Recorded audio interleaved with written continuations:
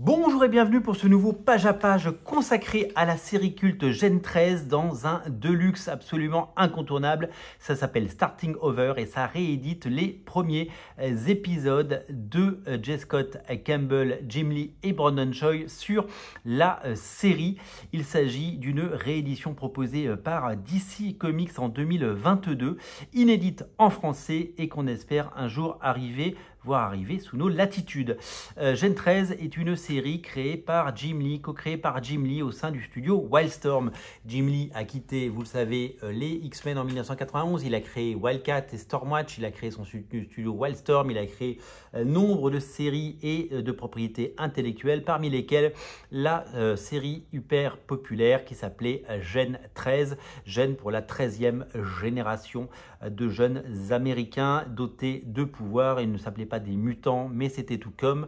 Et cette série avait la particularité d'être magnifiquement dessinée par une jeune star, par un jeune prodige. Il avait 19 ans à l'époque, je crois, J. Scott Campbell, qui depuis, vous le savez, a fait la carrière qu'on connaît.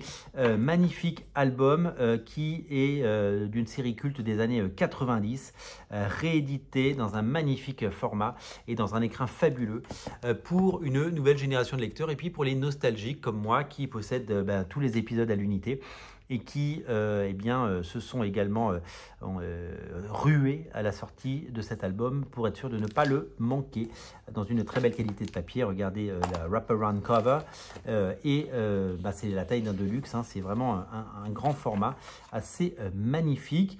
Les comics de l'époque étaient révolutionnaires parce que plein de fraîcheur et parfaitement magnifique. Gen 13 a été créé par Jim Lee, Brandon Choi et J. Scott Campbell. Et donc avec à l'ancrage le fabuleux Alex Garner. On retrouve dans cet album la mini-série Gen 13, puisqu'il y a eu une première mini-série en 1994, puis il y a eu un épisode 1,5, puis un épisode 0, et enfin une série régulière lancée en 1995 avec les 5 premiers épisodes. En 1993, J. Scott Campbell est un tout jeune dessinateur et le but est de nous présenter cette série avec toute la qualité de production des séries Wildstorm de l'époque, c'est-à-dire les magnifiques couleurs de l'époque et un soin tout particulier apporté au rendu final. Je me souviens de ces épisodes qui nous ont retourné le cerveau. Évidemment qu'il y a plein de petits défauts dans le dessin de J. Scott Campbell, mais il était déjà hyper doué. Le principe de cette série était de faire naître 5 nouveaux super-héros. On suivait le destin de 5 jeunes gens, notamment Caitlin Fairchild, que vous voyez à l'écran, dont on découvrira l'ascendance et bien des secrets plus tard. Elle est étudiante à Princeton et sa vie va changer. Elle est plutôt studieuse, réservée. À côté de ça, vous voyez sa coloc dans les dorms est plutôt sexy et c'est vraiment l'antithèse de ça. Elle, c'est plutôt un rat de bibliothèque qui travaille et qui est sans danse. Un jour, quelqu'un vient sonner à la porte et son destin va bien entendu changer. On va faire la découverte de John Lynch, ce personnage qui plus tard dirigera cette équipe, sorte de professeur Xavier avec le visage de Clint Eastwood. Voilà. Là, lui s'appelle Threshold, hein, j'ai appris le mot threshold, ça veut dire le threshold, c'est le palier de la porte, hein, en anglais, c'est son nom, et je crois que sa sœur c'est Bliss, si je ne me trompe pas, et qui vont être un peu les némésis de cette grande aventure. Les dessins sont sexy, c'est absolument soigné, et c'est tout simplement magnifique. Caitlin Fairchild va se trouver dans une facilité dans laquelle elle va croiser le destin de deux personnages hauts en couleur. Grunge, il s'appelait Grunge parce que c'était l'époque du grunge, donc il fallait l'appeler Grunge, mais son vrai nom c'est Percival même, et Roxane, avec sa cigarette. Elle est rebelle, elle est cool, elle est sexy et elle est assez différente, assez délurée on va dire. Sorte de bootcamp, les 3 personnages vont commencer à évoluer là-dedans avec le 4e, Burnout, qui est là. Les personnages vont évoluer graphiquement et dans leur coupe de cheveux très, très vite. Et vous allez voir à quel point J. Scott Campbell va évoluer en tant qu'artiste. Hein. Là, on est en 93. On leur injecte évidemment des choses, on leur fait faire des tests, un côté un peu Captain America. Elle va se réveiller. Alors c'est vrai que certains visages à l'époque étaient encore un petit peu bizarres. Et donc elle se sent pas bien, elle se rend compte qu'elle ne voit même pas qu'elle détruit la porte. Elle va se rendre compte que son corps change et que elle n'aurait pas dû s'aventurer là. Alors c'est très drôle parce que ces personnages ont un X sur le front. Dans une des publicités pour lancer la série, elle ne s'appelait pas Gen 13 mais Gen X. Et Marvel à l'époque, qui était sur le point de lancer Génération X et qui avait le monopole des séries X avec X-Men, X-Factor et tout ça, avait fait savoir qu'il serait très malvenu que Wildstorm appelle sa série comme ça. Fairchild se fait latter et là, elle se transforme, son corps change et elle devient hyper grande, hyper musclée. C'est la fin du premier épisode. Couverture hyper dynamique pour le second épisode. Magnifique. Ils sont on the run et elle a déjà sa tenue verte. Les 3 personnages avec le 4e, puisqu'on voit Rainmaker déjà, Sarah Rainmaker, Grunge, donc Percival Chang, Bobby Lane, qui burn out, qui donc essaie de s'échapper de cette facilité qui les a transformés et a fait se réveiller leur pouvoir. C'est hyper coloré, c'est hyper sexy, ils ont des jambes de 8 km, c'est évidemment toutes les qualités graphiques et tout ce qu'on aime dans les comics de cette époque. C'est absolument magnifique de replonger là-dedans et de retrouver et redécouvrir ces épisodes. Alors petit flashback sur ce qui s'est déjà passé, comment elles se sont échappées puisqu'on ne le savait pas, comment elle a récupéré sa tunique. Donc en fait elle a ce de juste corps, hein, on dirait un peu Nadia Comaneci, donc ils arrivent à s'échapper et bien entendu ils seront pourchassés toute leur vie parce que ils ont en eux des ressources absolument voilà, et donc assez hallucinantes. Évidemment Fairchild, alors que ses amis se font rattraper, ne va pas se laisser faire. Dès l'épisode 3, il y a l'apparition du personnage de Pete, le personnage de Dal Keown, magnifiquement dessiné par J. Scott Campbell, et donc qui va donc être livré dans cette caisse et qui va très vite être délivré. Fairchild armé jusqu'aux dents, tout ça c'est les années 90, hein, des filles, des flingues, des guns, des boobs, c'est tout ce qui évidemment à l'époque faisait vendre des comics, mais c'est vrai que la qualité graphique et le travail de J. Scott Campbell qui dès ce 3e épisode nous montre à quel point il est fort. Ça c'est Timmy, le personnage de Pete, si vous avez déjà lu Pete, et donc évidemment il y a des scènes où évidemment elles ne sont pas vraiment nues mais elles sont un peu dénudées parce que c'est des choses qui marchaient toujours à l'époque, et puis Jim Lee l'avait fait déjà dans les épisodes des X-Men. Pete se libère et c'est un combat acharné, donc Fairchild et Pete se fritent la gueule puisque il y avait beaucoup de crossover entre les personnages bien entendu à l'époque et que ça marchait très très bien. Ils arrivent à se défaire de leurs liens, vous voyez c'est toujours aussi sexy mais c'est à chaque fois très caché, très prude. Et les personnages donc vont réussir à s'échapper. Regardez cette magnifique double couverture pour cet épisode. Regardez, donc de révélation en révélation, de scène d'action, c'était magnifiquement produit et la qualité du dessin était très chouette. Moi je me souviens que ce dessin a été repris partout, il y a des gens qui se le faisaient tatouer, c'était un dessin, moi j'ai essayé de le dessiner 100 fois, le personnage là qui est sexy et qui après met ses mains comme ça pour balancer des rafales d'énergie sur les autres, c'était magnifique. Grunge évidemment qui fait comme dans les films de Kung Fu. Voilà, donc la mourette continue entre les deux et Pete cette fois va évidemment s'allier du bon côté et finir par s'enfuir avec Timmy sous le bras et retourner dans les pages de bien entendu la série qui porte son nom. Magnifique page comme je vous l'ai dit. Là on apprend l'existence de la Team 7, que leurs parents étaient eux-mêmes des soldats qui avaient été modifiés. Il y aura une série Team 7, plusieurs séries Team 7, notamment une dessinée magnifiquement par Aaron Wiesenfeld qui va faire un album l'année prochaine chez Gallimard. Et ouais, j'ai appris ça, si vous allez à la galerie Gallimard, en ce moment, il y a une exposition Benjamin Lacombe et sa nouvelle collection. Et dedans, il y a un bouquin qui est dessiné par Aaron Wiesenfeld. J'ai vu ça, c'est magnifique. Petite info. Et magnifique couverture de l'épisode 5 avec Threshold et son beau costume. La bataille finale de cette première mini-série qui, à l'époque, a surpris tout le monde parce que c'était des centaines de milliers d'exemplaires. Je crois que le numéro 1 s'est vendu à plus de 300 000 exemplaires. C'était totalement taré, c'était complètement fou, c'était complètement dingue. Ça, c'était évidemment totalement inspiré de la Japanimation. Évidemment, plus on avance dans les épisodes, plus les fesses sont rondes et plus c'est joli. Voilà. Et donc l'équipe s'est formée et voilà la fin de cette première mini-série. À l'époque, il y a eu un gap quasiment de 2 ans entre la première mini-série et la suivante. Dessin de Jim Lee, dessin promotionnel. Et là, nous sommes sur l'épisode 1,5 a priori. Ça, c'est dessiné par Ryan Benjamin, si je ne me trompe pas. Donc, c'est un peu moins bien, mais c'est quand même pas mal. Ryan Benjamin, je crois que c'est lui, hein, qui a souvent fait des choses intéressantes, Ryan Benjamin. Épisode numéro 1,5, c'est ça, c'est bien Ryan Benjamin, hein, je ne me trompe pas. Donc, épisode 1,5, comme ça se faisait beaucoup et que ça se continue de se faire.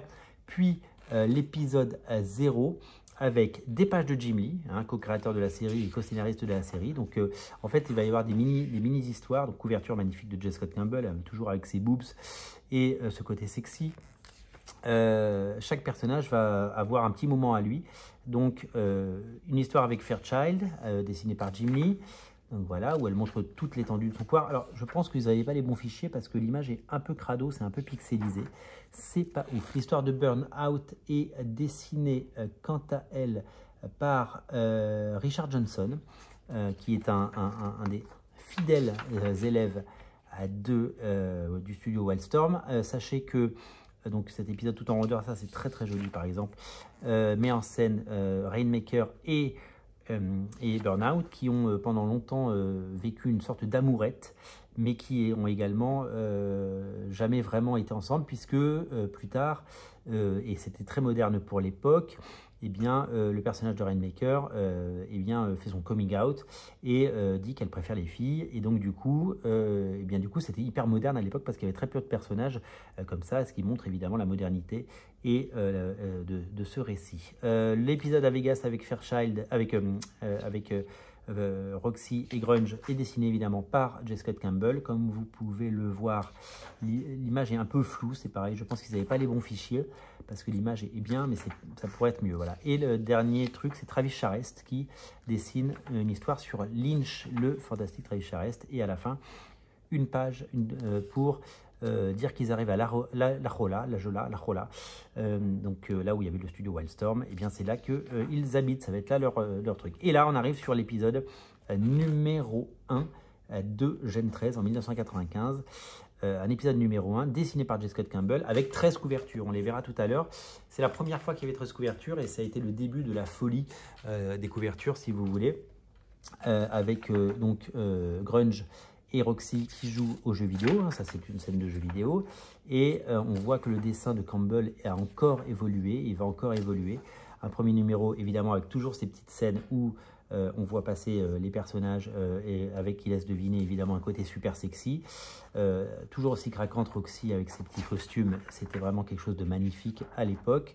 Un premier épisode qui évidemment tient toutes ses promesses et qui va nous embarquer dans des grandes sagas et des grandes aventures avec des premières menaces et avec évidemment une équipe et ses costumes qui évidemment va prendre de l'ampleur. Alors évidemment il y a encore des personnages assez déformés, ils vont l'être de moins en moins page à page, mais l'action est belle, les corps sont magnifiques et cette série évidemment a des qualités graphiques absolument indéniables. Regardez ce genre de plan, c'est iconique, ça c'est du pur J. Scott Campbell. Épisode numéro 2, donc avec évidemment un dessin qui s'affirme, avec tous les clichés de l'époque, on fait du skate évidemment, mais il y a des menaces beaucoup plus grandes qui arrivent, avec ce personnage qui était inspiré de Trent Reznor, je crois, et qui ensuite va causer des misères, puisque notamment dans les pages de Deviate dessinées par Humberto Ramos, ou alors l'épisode de Gen 13 par Humberto Ramos le mettra en scène. Là, on a une scène de piscine parce que évidemment c'est chouette, donc des nanas en maillot de bain, et puis Rainmaker qui tripote les fesses de Roxy, et c'est là qu'on comprend que, eh bien, elle est plutôt attirée par les filles. Voilà, donc c'était pas très fin à l'époque, mais voilà. Et puis alors là, il y a une espèce de gros tatou qui arrive et la nouvelle menace est là. Il va falloir se bagarrer en maillot de bain, ces plans iconiques. Il l'a dessiné vraiment super bien à l'époque. Hein, donc voilà, c'est hyper sexy, bien entendu. Et voilà, la série n'est qu'un prétexte évidemment pour faire des scènes avec des t-shirts Soundgarden, je vous l'ai dit, l'autre qui s'appelle Grunge, etc. Et là commence, à partir de l'épisode numéro 3, je trouve des épisodes absolument magnifiques où graphiquement, il fait un bond, J. Scott Campbell. Regardez la finesse, regardez les doigts, regardez tout ça. Et là, on commence à voir le J. Scott Campbell qu'on verra dans Danger Girl après. C'est de plus en plus beau. Et ils vont partir en mission. Et ça, il va y avoir un côté totalement Indiana Jones, notamment sur cette double page, et un petit côté Amazon aussi, puisqu'elles vont aller sur une île dans laquelle elles vont découvrir une société secrète peuplée de guerrières amazones. Et donc ça va être magnifique. Regardez ça, c'est superbe. Je crois que ce sont les Codas.